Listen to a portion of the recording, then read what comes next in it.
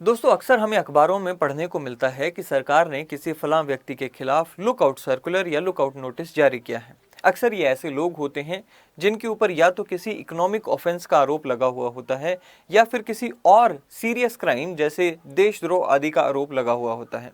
सरकार को इन पर शक होता है कि ये कानून से बचने के लिए देश छोड़कर भाग सकते हैं और इन्हें भागने से रोकने के लिए ही ये लुकआउट सर्कुलर्स जारी किए जाते हैं।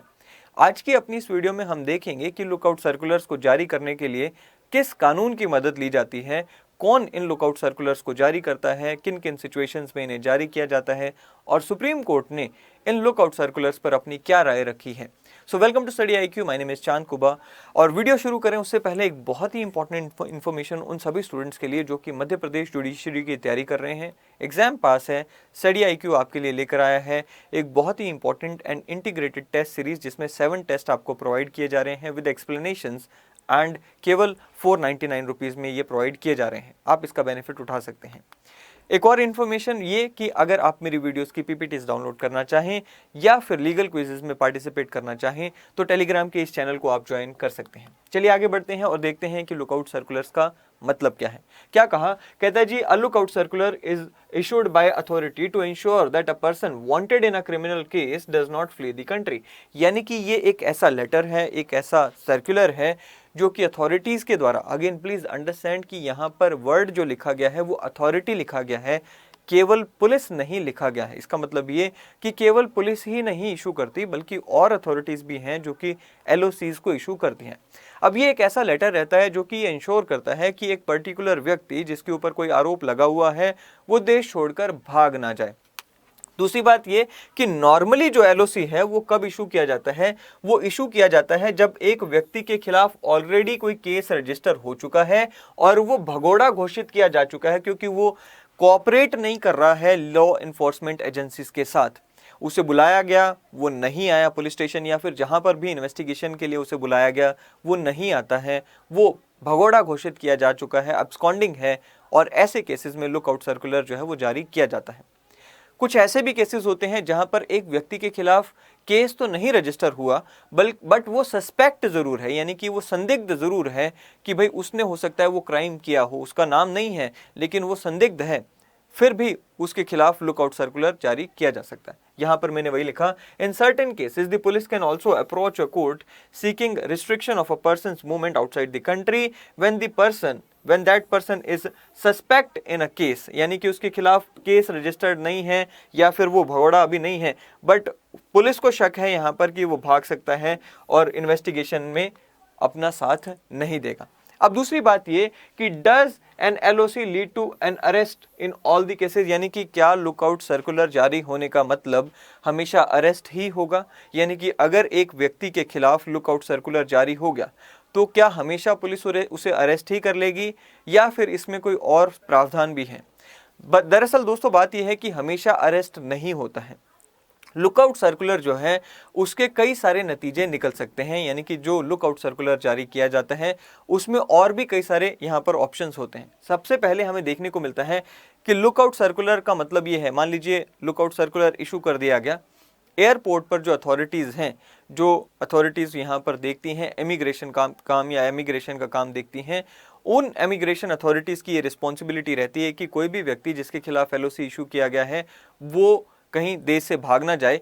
तो यहाँ पर वो अलग अलग उन्हें रिस्पॉन्सिबिलिटी दी जाती है अलग अलग लुकआउट सर्कुलर के तहत। फर्स्ट ऑफ ऑल उनको कहा जा सकता है कि आपको गवर्नमेंट को इन्फॉर्म करना है that the person against whom the LOC has been issued is leaving the country.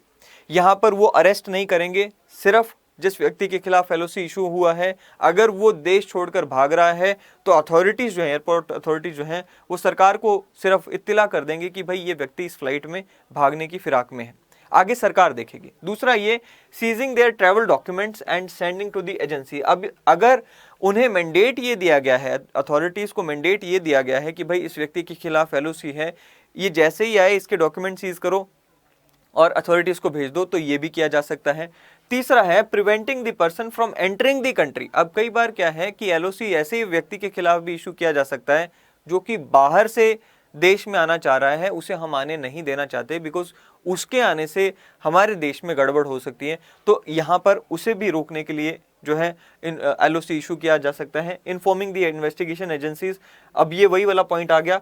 And उसके बाद क्या है, जो आखिरी पॉइंट सबसे इंपॉर्टेंट है, the highest level of LOC involves handing over the person to the local police which generally leads to an arrest. यहाँ पर इस तरह के भी एलओसी इशू किए जा सकते हैं जहाँ पर अगर उस व्यक्ति के खिलाफ एलओसी इशू हुआ है, अथॉरिटीज उस व्यक्ति को यहाँ पर कैच करेंगे और पुलिस को उसे सौंप देंगे और उसे अरेस्ट कर लिया जाएगा। सो ये अलग अलग यहाँ पर रिजल्ट हो सकते हैं अगर एक व्यक्ति के खिलाफ एलओसी इशू हो जाए।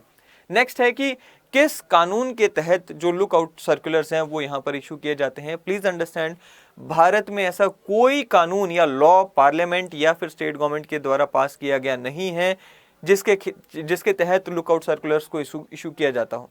हाँ, यहाँ पर कुछ मिनिस्ट्री ऑफ होम अफेयर्स ने जो है गाइडलाइंस या यूं कहें कि सर्कुलर्स इशू किए थे अलग अलग समय में, उनके तहत इन लोगों के खिलाफ लुकआउट सर्कुलर्स को इशू किया जाता है।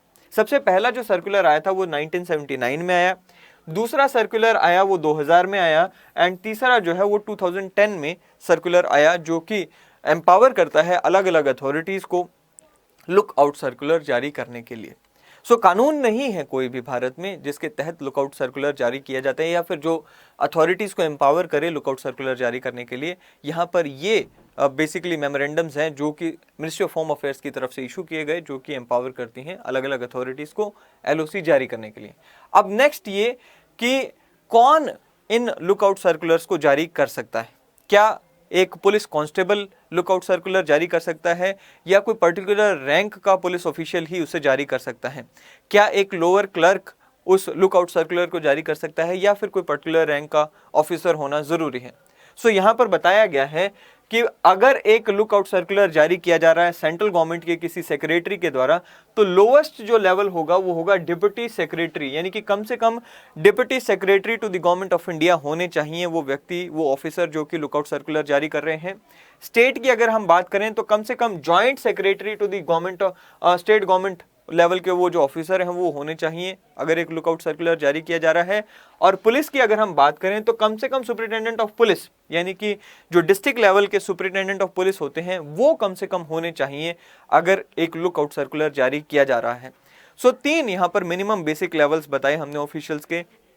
अब हम ये जान लेते हैं कि कौन सी मिनिस्ट्रीज जो लुकआउट सर्कुलर हैं वो जारी कर सकती हैं। तो अलग अलग मिनिस्ट्रीज हैं जो कि लुकआउट सर्कुलर जारी करती हैं, जैसे मिनिस्ट्री ऑफ एक्सटर्नल अफेयर्स है, कस्टम्स है, custom and income tax department है, then serious fraud investigation officers हैं, then directorate of revenue intelligence है, डीआरआई है, देन सीबीआई है, सेंट्रल ब्यूरो ऑफ इन्वेस्टिगेशन है, देन रीजनल पासपोर्ट ऑफिसर्स हैं, and police authorities. Again police authorities में कौन आ गया? मिनिमम एसपी आ गया। सो ये अलग अलग अथॉरिटीज हैं, ये अलग अलग मिनिस्ट्रीज हैं, डिपार्टमेंट्स हैं जो कि लुकआउट सर्कुलर को जारी कर सकते हैं। अब क्या सुप्रीम कोर्ट की तरफ से और हाई कोर्ट्स की तरफ से, अलग अलग हाई कोर्ट्स की तरफ से यहाँ पर अलग अलग समय में ऑब्जर्वेशंस आई हैं, कुछ गाइडलाइंस भी आई हैं कि किन गाइडलाइंस को फॉलो करके लुकआउट सर्कुलर को जारी किया जा सकता है। सबसे पहले हम देखते हैं दिल्ली हाई कोर्ट की तरफ से कुछ गाइडलाइंस इशू की गई। एक बहुत ही इंपॉर्टेंट केस है इससे जुड़ा हुआ, Sumer Singh Salkan versus assistant directorate and others का ये केस है। इसमें दिल्ली हाई कोर्ट ने क्या क्या बातें कही, चलिए देखते हैं।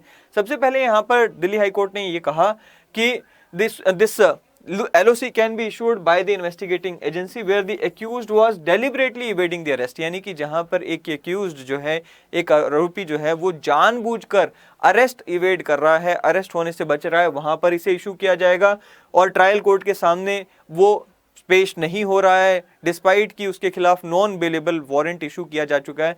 ऐसे केसेस में यहाँ पर जो है वो उसके खिलाफ लुकआउट सर्कुलर जारी किया जाएगा जहां पर यह शक हो कि वो देश छोड़कर भाग जाएगा। दूसरी बात यहां पर यह बताई गई कि जब भी लुक आउट सर्कुलर जारी किया जा रहा है, जो इन्वेस्टिगेशन ऑफिसर है जो कि यहां पर रिक्वेस्ट कर रहा है मिनिस्ट्री ऑफ होम अफेयर्स के ऑफिशियल्स को, या जो भी इन्वेस्टिगेशन ऑफिशियल है जो अपनी हायर अथॉरिटीज को यहां पर रिक्वेस्ट कर रहा है LOC इशू करने के लिए, वो यहां पर क्या करेगा, वो यहां पर प्रॉपर डिटेल्स देगा उन अथॉरिटीज को कि भाई ये व्यक्ति है, ये कारण है जिसकी वजह से LOC जो है इशू करना है। यानी कि सिर्फ इतना काफी नहीं है कि इन्वेस्टिगेशन ऑफिसर ने अथॉरिटीज को बता दिया कि जी भाई मिस्टर एक्स के खिलाफ LOC इशू कर दो, और नहीं, ऐसा नहीं होगा। एलओसी तभी इशू होगा जब वो व्यक्ति के खिलाफ आप प्रॉपर यहाँ पर रीजन दोगे एलओसी इशू करने का, यहाँ पर आप बताओगे कि भाई क्यों एलओसी को इशू करना है। आगे देखते हैं, the person against whom the LOC is issued must join the investigation. देखिए, अगर एक व्यक्ति के खिलाफ एलओसी इशू हो गया है तो उसके पास ऑप्शन रहेगा कि या तो वो ज्वाइन कर ले इन्वेस्टिगेशन को, सरेंडर कर दे कोर्ट के सामने।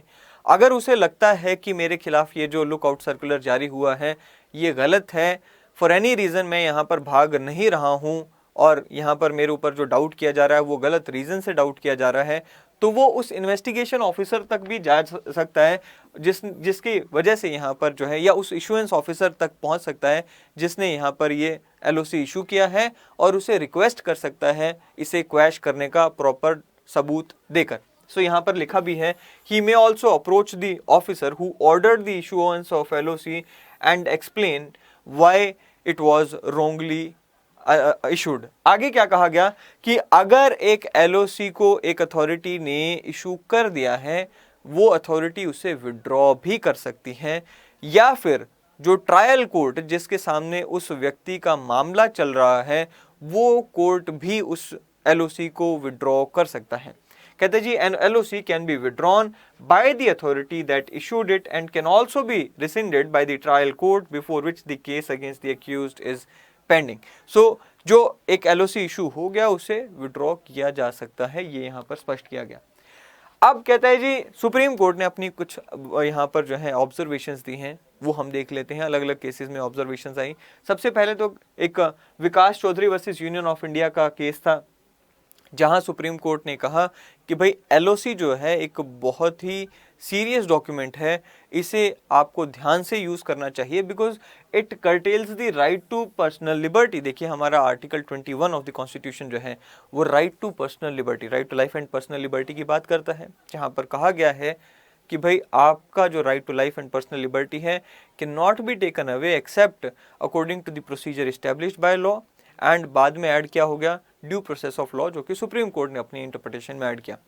अब स्पष्ट किया गया है कि भाई देखो, लुकआउट सर्कुलर जो है किसी की जो पर्सनल लिबर्टी है उसे कर्टेल कर रहा है, उसका राइट टू लाइवलीहुड कर्टेल करता है। ऐसे में इसे बहुत ही ध्यान से और जहां रिक्वायर्ड हो केवल वहीं इसे इशू किया जाना जरूरी है। आगे बढ़ते हैं सर, इशूड इन हेस्ट। अब यहाँ पर फटकार लगाई सुप्रीम को, यहाँ पर जो है कोर्ट ने, मद्रास हाई कोर्ट ने, बेसिकली मद्रास हाई कोर्ट ने एक, हम सब जानते हैं कि एक बहुत ही इंपॉर्टेंट केस रहा कार्ति पी चिदम्बरम का versus bureau of investigation, sorry bureau of immigration का ये केस था, एंड इनके खिलाफ एलओसी यहाँ पर इशू कर दिया गया था। इन्होंने जाकर स्पष्ट किया कि मेरी कोई भागने की इच्छा नहीं है। जो मिस्टर कार्ति चिदम्बरम थे उन्होंने ये स्पष्ट किया कि मेरी कोई भागने की इच्छा नहीं है। यहाँ पर कोर्ट ने ऑब्जर्वेशन जो दी कि ये जो एलओसी इनके खिलाफ इशू किया गया है ये गलत है, क्योंकि ये हेस्ट में यानी कि जल्दबाजी में इशू किया गया है। कहता है जी, नॉन सप्लाई, अगेन ये रिसेंटली ये केस हुआ जहाँ पर पंजाब हरियाणा हाई कोर्ट ने भी यहाँ पर अपना कड़ा रुख इस मुद्दे पर लिया। हुआ क्या था, बेसिकली एक यहाँ पर महिला थी जो कि विदेश जाना चाह रही थी, उन्हें रोका जाता है एयरपोर्ट पर और उन्हें यहाँ पर एलओसी की जो डॉक्यूमेंट है यानी कि लुकआउट सर्कुलर की जो डॉक्यूमेंट है वो सप्लाई भी नहीं की जाती। वो पूछती हैं कि why are you not allowing me to go, but उन्हें नहीं बताया जाता है कि हम आपको क्यों नहीं जाने दे रहे हैं। जो एलओसी की डॉक्यूमेंट थी वो उन्हें नहीं दी गई। अब इससे हुआ क्या, ये अपना जो नेक्स्ट स्टेप हो सकता था, अपने वकील को एंगेज करना और अपनी लीगल एड लेना, लीगल हेल्प लेना, वो नहीं कर पाती हैं। ऐसे में पंजाब हरियाणा हाई कोर्ट में ये मामला जाता है। पंजाब हरियाणा हाई कोर्ट ने स्पष्ट किया कि non supply of LOC copy at the airport is violative of article 21, जो कि right to life and liberty है। अगेन मामले का नाम है Noor Paul versus union of India, Punjab Haryana high court का ये मामला है। कहा गया that not supplying a copy of LOC to concerned person at the airport is violative of article 21 which safeguards the right to life and personal liberty। Again reason वही दिया गया कि अगर आप इन्हें एलओसी की कॉपी दे देंगे, ये फर्दर अपना जो भी रिकोर्स इन्हें लेना है वो ले सकती हैं, लेकिन आपने जब इन्हें एलओसी नहीं दिया तो इनका वो जो ऑप्शन था वो वहीं खत्म हो जाता है। But she has no other option but to suffer. So ऐसे में यहाँ पर स्पष्ट किया गया कि जिसे आप एलओसी के तहत रोक रहे हैं उसे एलओसी की कॉपी देनी होगी।